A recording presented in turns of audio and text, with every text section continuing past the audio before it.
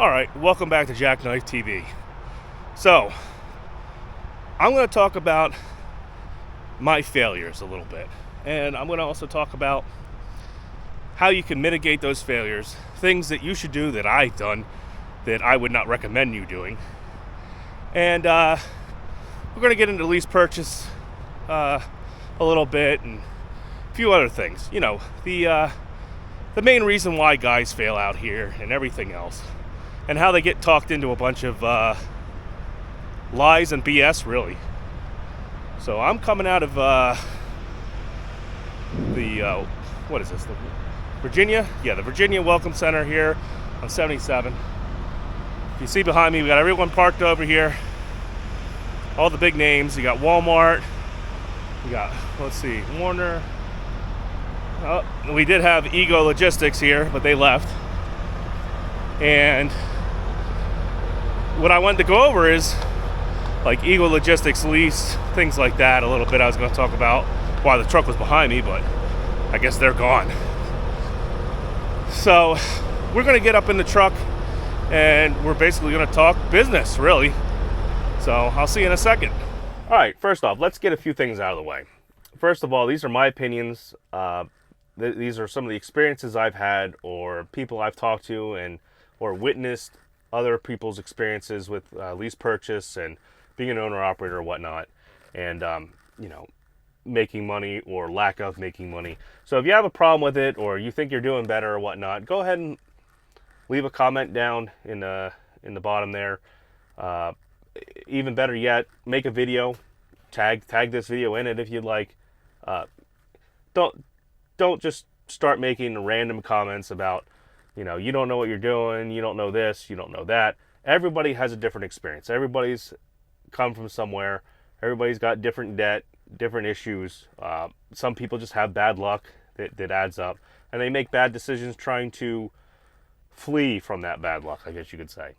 So don't just throw down in the comments a bunch of hate and ridicule. Yeah, don't even bother doing it. If you want, make your own video and reference this if you'd like. Or if you think you could help somebody better, go ahead and help them. Please do. But other than that, now that that's out of the way, let's talk a little bit where I'm coming from. I'm going to try not to go through everything because I don't want this to turn into like 10 minutes of me talking about how I started in trucking and everything. But prior to COVID, I had 3 trucks. One of them was mine, and I had 2 W-2 employees. We did a dedicated utility pole account where I delivered utility poles to utility companies all through up the, you know, eastern seaboard, northeast and stuff. And it paid extremely well. And then COVID hit. And then the truck problem started right at the same time. I'll admit, I was an idiot, and I may have bought a cheap truck with very low mileage that had a Max Force engine in it, an International Pro Star with a Max Force engine in it. I rolled the dice, and it would have been fine. It would have been fine if COVID didn't hit, but COVID hit, and like things changed. There was a couple months there where we barely left the yard or did anything. Like, I'm gonna try not to explain everything in detail, but that's what I'm doing right now. But anywho, like I said, things hit the fan for me. I lost all that. I liquidated the 2 other trucks that I could sell to get out of the debt, and still had some debt on the one. But luckily the bank worked with me to get out of that. And, you know, I pretty much, all the money that I made, all the money that was in savings, you know, when I was doing very good, I took all that money and pretty much paid off my debt with it as much as I could. Still had business credit card debt and things like that. I racked myself up with a bunch of debt, and for the most part, every week I was doing good. I could make the payments and put a lot of money in my pocket, especially with the other 2 guys working. But it was all make-believe. Technically, it was all make-believe. You know, you plan out, you think things like one way, and something like crazy like COVID comes around and totally turns your life upside down. And mind you, this was before they started offering tons of money for, you know, to keep your business afloat and everything. So I didn't get the luxury of getting any of that. So after all that, I still had some money left over, and I bought a 9400i International. It was the cheapest truck I could find in the most decent shape I could find in Texas. Because trucks were flying off the, flying off the wall, like if you could say, or out of the parking lot like it was nothing. People were buying trucks left and right because the rates started coming up after that initial 6-month period or so. And I got the truck, and I had problems with it about every month. Something bad within the first month. I had a power divider explode on it. That cost me like $8,000.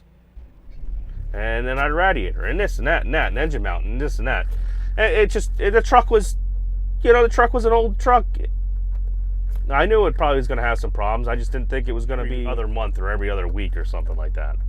Do this with I don't have any kind of script going into this stuff. I try to make this stuff as real as possible, so I'm not trying to BS anybody or get over on anybody. That's one reason why I don't even bother showing my settlements. I don't want anybody getting the wrong impression, I guess, that I'm trying to show off or anything. Because, all right, coffin fit. All right, so I don't want anyone to think that I'm trying to brag or anything like that, because, the situation I'm in, I put myself in. Technically, I over leveraged my debt, and I just thought everything would be honky-dory. And that's the big thing most of these guys do. They get on here, they get hustled by somebody saying, come to this company, do this, do that, everything's going to be great. I can put examples of companies recruiting where they say you're going to make 58 cents a mile, you get $16 a stop, you'll get per diem overnight for you'll be out 2 or 3 nights a week, you'll be home every weekend, and you're going to make over $110,000 a year or $100,000 a year. If you do the math on some of that, guys, obviously you're not going to be out every day. You're not going to be working every day. You're not going to get 3,000 miles every week. You're not going to have loads where you have, you're not going to get 4 stops a day. You're not going to be out every night to get that extra $75 per diem or whatever they're talking about. You got to think realistically, and a lot of trucking is a lot of BS and wool pulled over people's eyes that just don't know any better. And especially when it comes to recruiters and things like that, or lease purchases, all that. Just automatically assume. Don't even assume. Assume I'm BSing you. At this point, everybody's gonna BS you mostly in trucking, or on here on YouTube especially. Everybody's got an end. Maybe if they're trying to get you into a lease purchase program, they might be getting money out of it, and they might be trying to recruit you. Just assume that. For the most part, you're not gonna see $100,000 a company driver, especially in this kind of market. Does it not happen? Does it happen? If you get a job at UPS and stuff like that, yes, you can. If you get a job at Walmart, yes, it can happen too. It's probably more likely to happen there than anywhere else. We've all heard stories of people being starved out of their leases. We've all heard the stories of just the trucks aren't in warranty anymore, and they have a catastrophic, huge breakdown that costs them $20,000 or $30,000 to repair. Truck repair, especially dealing with dealerships, are not cheap anymore. They're getting outrageous. You're talking about $250 an hour labor rates, parts pushers. They're just throwing anything at it. They don't know exactly what's going on. It's just what's happening, guys. And I know I'm kind of like a little bit all over the place, but this all ties into one, this all ties in together. I'm trying not to make this sound like the sky's falling, but to be honest, if you don't come in here as a lease purchase driver and an owner operator and automatically think that you're going to fail and have a plan, an exit strategy, it's the worst thing you do is not have an exit strategy, not know when to quit. And that's one thing I'm dealing with now, because I had the 2 employees, I had the 3 trucks, I saw the money coming in, and I could realize that if it continued on the way it was going, I was going to end up growing the fleet. And yes, I would have grew the fleet with debt probably, like any other business probably, unless you're Dave Ramsey. But I would have had a sizable fleet probably by the end of the year. I would have probably had 5 or 6 trucks. And I would have had the trucks paid off too. The first trucks that I bought, they would have probably been paid off within a year or 2 because I had that extra money. you know, that's one reason why if you watch my channel and you see the things I've done, it's basically me grasping at straws, making dumb decisions. I should have put an engine somehow in that 9400. I should have took the money I had into savings and at least tried to do it. I couldn't get a loan for a rebuild, but I could get a loan for a brand new truck. You can get a brand new truck. I couldn't even get a Lone Mountain. Well, there were no trucks really available at Lone Mountain at the time. I was just put in a pickle, and I probably made the wrong decision. I probably should have went back to being a company driver, which I would have hated to do, but I probably should have done it. And now that truck prices have fallen, I probably should have bought a used truck with a warranty, and I would be better off than I am right now. If the International didn't blow up, I would have tons of money. I would be netting probably about $5,000 a week. Instead of having instead of having to basically put $1,500 away a week to pay for this truck, actually more than that, like $1,800 away, because I'm still paying for the International. I was able to work with them and lower the payments on that to $560 a month, and I'm paying payments on this and the payment on that truck. I technically have to put like $1,800 away to pay for just this truck, the International's loan, and the $460 a month in bobtail insurance and stuff. Sometimes I'll make like $3,000 net. That's after expenses, so, you know, including the truck and everything. Sometimes I'll make $2,000. Sometimes I'll make $1,500. It all depends. Like I said, I am not running the way I was running when I initially came here on this dedicated account with Tyson, because shit happens. And I know some other guys are always commenting in the comments like, things are great here, I'm making $3 a mile and stuff. That's great. That's great. I know you are. But there's a lot of people that are doing worse than me. And it's very stressful. It's, you know, you're not where you want to be. I was able to be home like 3 or 4 times a week before. I was home every weekend. Not happening no more. I work when I know they can give me work. It's just not there constantly. Tyson's slowed down, the economy's slowed down, and there's more people hurting out there than just, you know, than me, or hurting worse. And to go a little bit off of what was brought up in Snorlord's live, if you don't know Snorlord, definitely check him out. I'll put a link to his channel in the description. But he pretty much goes over spot market rates and everything. He's a dispatcher right now for a small fleet. He's also been an owner-operator. You know, you can probably watch some of his videos. You know, he'll go into detail about that. Definitely a good channel to check out. Same thing like with DIY Semi. He's got a fleet going on. He's doing great. You know, everybody's doing better than I am right now. All right. Like I said, I'm not going to say I'm the end-all, be-all of knowledge here. But if you're like thinking about getting into this as an owner-operator or lease purchase driver, don't do it this year. Don't do it next year. Do it when guys start talking about how great everything is. All right, that's when you should do it. That'll at least give you a little bit more of a cushion for if things go bad. And even then, don't get on a lease purchase with a company like Ego Logistics or something. If you're going to get on a lease purchase, make sure you can self-dispatch yourself. Make sure they can't starve you out. Or send you somewhere and have you sit for 2 days while they get a load from their customer, because that's who they're working for, their customer, and you're just the extra truck they can have sit around for free. And after trading, you know, through CDL school, one of these mega carriers, don't do it. You know, do the company driver for a year or two, probably 2 years. Run the truck kind of like you're an owner operator. Find out how much it costs to run that truck. You know, ask the shop how much tires are for it and stuff, you know, when you're there getting them done and maintenance and work done. Or if you have a roadside call, ask them how much it's costing the company. Find out what those costs are. Try to find out how much, you know, the loads are paying. If you're getting paid a percentage, you probably know what the load pays. But if you're being paid, you know, by mile, which most company guys are, the only way you might be able to even have an idea what the load might pay is you're going to have to probably get a load board for at least a month and just try to figure out what loads, you know, in the region that you're running, you know, about what they're paying. And that's how you'll know, you know, at least what you might make if you become a lease purchase driver. The same thing if you decide to become an owner operator.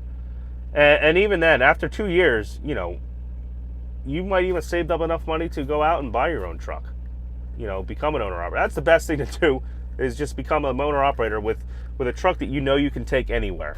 Now, some of these lease purchase places, mega carriers and whatnot, they do allow you to do that. You might be some hoops to jump through, but most of them, well, I wouldn't say most of them, but there are some out there that do that. Like I said, I don't know everything about every aspect of every lease purchase or not out there. I'm just telling you in general the way it goes. If you got money right now, or God, if you want to actually take a mortgage out on your house and become an owner operator, don't do it. I don't care if you got 10, 20 years experience. Don't freaking do it right now. It is not the time to do it. You have no cushion. And things might even get worse than they are now. Why take your money and give it to other people to become rich? You know, that's all really debt is. Maybe you can leverage it. You know, if you're in that situation and the moon and stars align, you can leverage the debt. But if things go bad, which, like I said, the economy and stuff have been chaotic, the presidential elections coming up and things like that, it's just, nobody can have, you can't judge it on, you can't go through past years and judge the way the market's going to be. It's everything's totally different now. This is a new frontier. The CEO of ATS, Anderson Truck Systems, did a real good video. If you look it up, CEO ATS Anderson Truck Systems, I'm sure it'll pop up on YouTube. But he talks about how, you know, they don't know what the market's going to be, because this is totally different, coming out of COVID and all this. And he even says, you know, it's going to be a hard road for, you know, the single owner operator. Just doing this video so people kind of know where I'm coming from. I'm basically grasping at straws right now. And it might, you know, if things don't really get worse, if they just stay mediocre where they are right now, I'll probably be fine. I'll keep making these payments. I will slowly get out of debt. And as long as I can get rid of some of these payments, things will get easier for me. And if things do come back, or Tyson for some reason gets their shit together, you know, I will be getting those net, even with this truck payment and everything, I will be netting $5,000 a week again. If I had the old truck, I'd be netting like $6,000 or $7,000 a week. But like I said, that all depends. Am I going to be doing over 3,000 miles again a week? Am I going to do multiple dropping hooks and things like that? But like I said, I'm trying not to make this video about me. But, you know, I kind of want guys to see my frustration, see where I'm at, because what happens is everybody comes into this and they watch these videos on YouTube and they're like, yeah, I'm going to make all this money. Look at this guy and everything. And he's showing his settlements, and they don't think about taxes. They don't think about the bad weeks that he's not showing. You can make money. You can make a lot of money one week and make no money the next week. So hopefully that money, a lot of money that you made from last week, you put away. And, you know, you saved it for a rainy day, for when you have multiple weeks that you don't make money or whatnot. You can't just act like that entire settlement, because now you're getting paid through settlements. It's not a paycheck. That entire settlement cannot just be like, oh, I made a $5,500 settlement this week. I can go and take $2,000 and go put it down on a pickup truck and get, you know, $600 a month truck payment, pickup truck payment or something. You can't think like that. You got to have that money sitting there for when you have problems with your semi truck, even if you are in lease purchase or whatnot. If you automatically think the carrier is all, you know, just gonna fix things for you and you're never gonna have to pay them back, you're wrong. You're gonna have to pay them back. It's gonna come out of your settlement one way or another. And if you have multiple bad settlements, or if let's say the carrier, you know, let's say you hit something like what's going on right now, and the carrier has company drivers, and you're a lease purchase driver, and you have something go wrong with your truck, you know, you got to pay the carrier back, and, you know, they're having a hard time finding you work and stuff. Why would they not push you out of that truck to then turn around and sell it? Because obviously, if they're having, you know, if things have slowed down and they're having problems trying to keep their company drivers working and whatnot, why would they not get rid of you and sell that truck? Why would they not do it? You know, you got to think, you know, they're not doing a lease purchase program to benefit you. Yes, in certain companies and certain situations, both parties can benefit together out of that. But usually, it's the carrier benefiting. They're the ones, not having to pay the extra taxes. They're the ones not having to worry about paying for health insurance. They're the ones not having to worry about paying for small repairs and maintenance on the truck. That all comes out of your settlement, and they benefit off of it. It's a sad reality. Guys think, oh, I'm gonna get a brand new truck, awesome, cool new truck, got Bluetooth like this, oh, awesome. It's great. It's a lot better than my 9400, but I'm a slave. I'm a slave to the truck payment. I've made a video built like this before where I said I'm a slave to truck. Sure, I can defer if I really had to. If I had to defer a month, like a month or two payment, I could do it. I'd call them up. I'd ask them for them to move the payment to the back of the loan. Can't do that all the time though. That's like a once a year thing. I get to do that. So I do have wiggle room, but in reality, I don't have wiggle room, and sometimes I get all worked up because I'll have a couple days that are bad or something like that, and I'll get on here and I'll be like, oh, I don't know what I'm going to do, blah, blah, blah, shits. But to be honest, I always end up making it out. I am putting money away. My business account right now has $16,000 in it. I have a maintenance account just for this truck. It's siphoned off, and I think that's at like a couple $1,000. Even though it's a new truck, there's still going to need tires and things on it. There's still going to be things you got to take care of. But the problem is when I get into I start worrying about what's going on, and I'm on here freaking out that I'm not getting loads or things aren't going the way I want them to go. I'm doing that because it would not take long for that money to disappear. A couple weeks of that. A couple weeks of just losing money like a sieve, and that money will be gone. A tire blowout. I run over something and blow out two or three tires. There's what, $2,000, $3,000 right there. God, road service call, $4,000. That's the way trucking goes. I'm trying to be a realist here. I don't want to tell everybody you're all going to fail.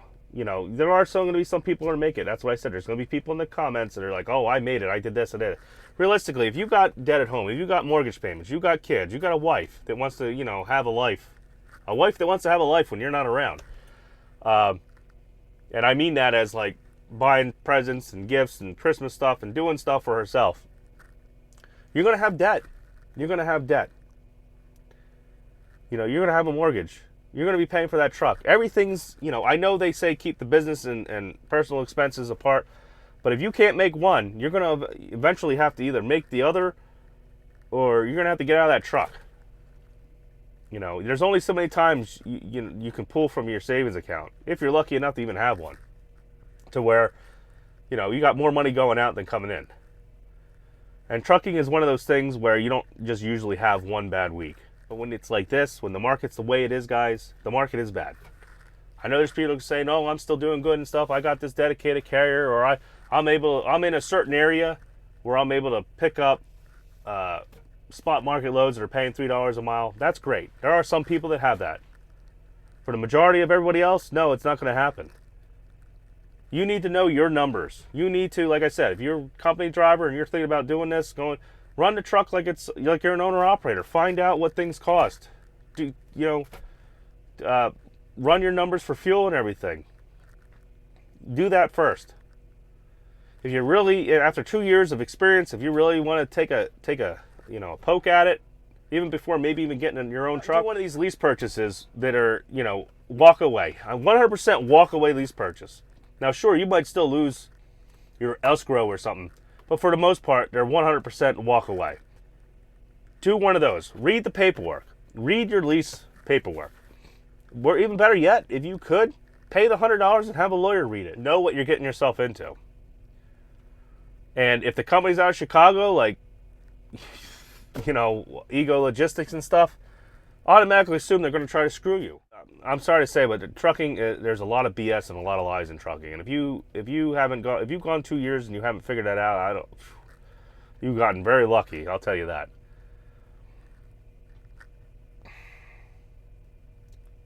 The only thing I could say here is I'm gonna try to put this like really crystal clean. If you get your CDL and you're new to the industry, get 2 years in. I don't care. I don't care if they're literally saying they're going to give you the truck for free, because they're not. They're going to get you some way. Just do it. Put 2 years in. That way, if you have to go somewhere else, or you want to, or if you want to be able to go down the Lone Mountain, because guess what? Usually, unless you have a year or 2 years experience in, you're not going to be able to get your own loan for a truck, or go down the Lone Mountain or whatnot, and pick up your own truck. That too. You're stuck. You're stuck there. You're pretty much the little pawn for the carrier doing a lease purchase. So that's the thing you got to remember too. After 2 years, you're pretty much free to go anywhere you want. 2 years of clean driving record too. So just remember that. But don't make some of the same mistakes I did. Know when to pull out. Don't try to keep living the dream, or think that you're going to somehow grasp the dream. If it gets really bad, pull out. Become a company driver again, or even go back to doing whatever you did before if you weren't in trucking. Regroup, get some money saved up. Don't spend your personal savings. Have a separate savings for this. Make sure the kids can go to college and things like that, and you can take care of your mortgage. Don't freaking take out a second mortgage for a truck. Don't get all the trucking environment on YouTube is kind of like a casino. All the nice flashing lights, all the nice trucks, the settlements and stuff. Unless they can come out, unless they're posting every single settlement every single week, and even then, that's with their carrier. Because like Cash is King, look up Cash is King Trucking. He posts his settlement every week. That's with his carrier. He doesn't tell you who his carrier is. So at a different carrier, that might be different. You might not see those numbers. In fact, I could probably guarantee you won't. But at least he puts it out there. Find channels that like literally post their settlement every week. At least you get a ballpark figure of what they're doing. And even then, you might not, you might live in a different area or take the truck home to a different area that just isn't like that. There's so many variables. There's so many variables in this. And the problem is everybody gets on YouTube and they watch this and they think they're going to be the next. They think they're going to be the next Just Trucking. They think they're going to be the next, well, I don't know, Tim Gentry. I'm trying to think of a few different channels that built the fleet that you can actually see on truck. Most of the channels that have built the fleet, well, I guess, okay, we'll say DIY Semi. I mean, he doesn't really put it out there in that sense. He does it more of a learning. He mostly uses it as a teaching tool. But there are YouTube channels that most of them, that when they grew into a fleet, they don't really make YouTube channels anymore. They don't talk about what they're doing. They want to keep that gravy chain rolling themselves. They don't want to give out any hints and things who their customers are and stuff. And they probably don't have time to make in-depth, YouTube videos. They're too busy making money. And trying to make sure that somebody isn't screwing up that's about ready to get their company, shut down or sued or whatnot. I was very fortunate. I had two older drivers. They were in their 40s and 50s. And, they knew more than I did. And I didn't have to babysit them or do anything.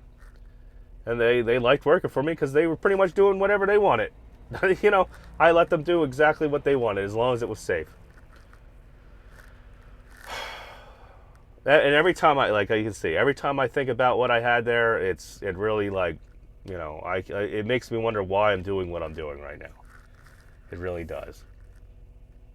So, I know I'm the blunt of some jokes here, and I don't mind being. I'm doing this channel so people can see, what I've been through and get a sense of realism. I do want to show the cool truck. I do want to show the new truck that it's got it looks nice. It's got underglows on it.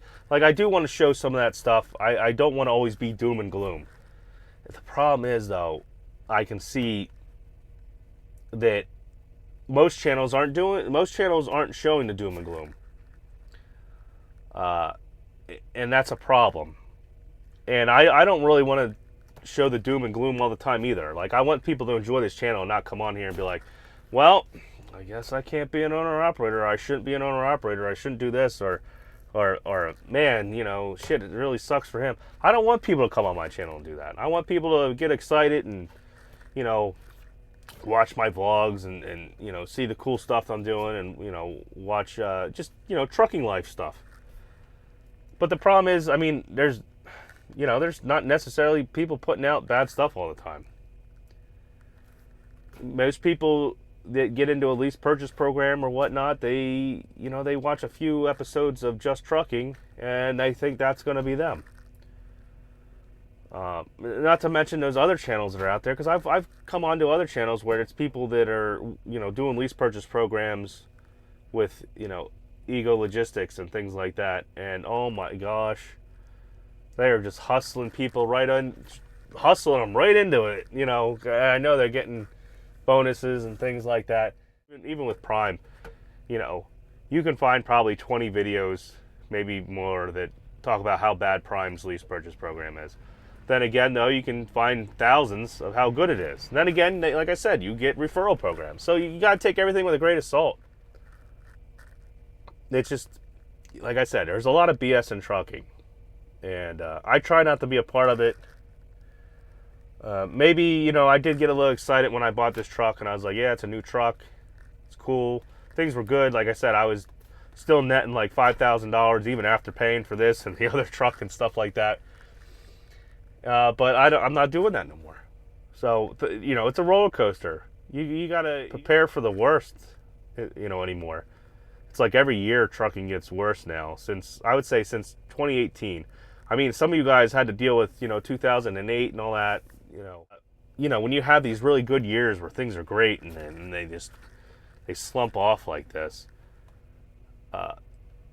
You know, the first thing in your head when you have those good years is, I need to grow. And the problem is, there's a lot of mega carriers that grew too. So, you know, there's mega carriers. They're not going to say they're hurting. There's a lot of them have, you know, shareholders and stuff, but they're hurting also. They're not hiring. They're doing hiring freezes. They're selling trucks. They're, you know, like I said, lots of trucks are showing up on truck paper and everything. So they're trying to liquidate, you know, as much as they can to get rid of debt. Debt will really quickly, you know, those payments add up, and they will really quickly empty your bank. Don't come into this thinking you're going to be a Just Trucking. You know, don't come into this thinking that within a little over a year, you know, you'll have 3 trucks and you'll be making, you know, $1,000 a week off an employee or an owner operator or more. Or what it can all come crashing down in a heartbeat. So that's all I want to say for right now. Like I said, I should probably try to write cues down. I know this sounds like this video went back and forth all over the place, and it's not really thought out. And to be honest, it's not. It's just things that are really quickly coming to my head. Anywho, thanks for stopping by. Thanks for hearing me ramble. I mean, if you have an opinion about this, sure, go ahead, put it down in the comments. But like I said, realistically, you know, for 80, we'll say 75, 80% of everyone out there, you know, they're either doing extremely bad, they don't know what they're going to do, or, you know, they're teeter-tottering. You know, things could get worse, things could get better for them. And then, like I said, you've got guys that are in certain areas or have certain contracts or know certain people and are making money. And, you know, they're probably like, oh, well, come over to my company. Well, even you might not know that your entire company, maybe not everybody in your company is even doing good. You might be doing good, but, you know, out of the 200 drivers, you might have 20 drivers or 100 drivers that are doing bad. And you wouldn't know unless you're talking to every single one of them. Thanks for stopping by. You know, you can smash that like button. And if you think you like the content, like I said, I'm going to try to put out, I got some videos saved I'm going to try to put out for some vlog videos. You know, if you like into that stuff, or you're into this real talk, like that's what this really is, real talk. If you're into this, you know, go ahead and subscribe. And at the end of this, I got a few sponsors, I guess you could say. If you could try to check them out, I'd be grateful. Off and fit there. And like I said, if you could, just check out the 2 sponsors I got. Links in the description. And I will catch you all later. So, you know, take it easy and be be safe out there, and hopefully things get better, guys.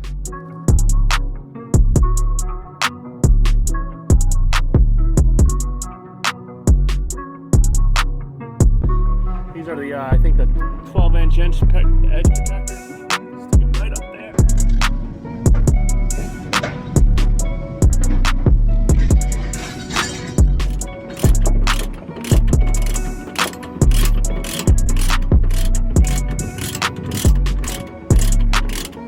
Pounds of sheet steel, tarp and everything. Going up to Elmira Heights, New York.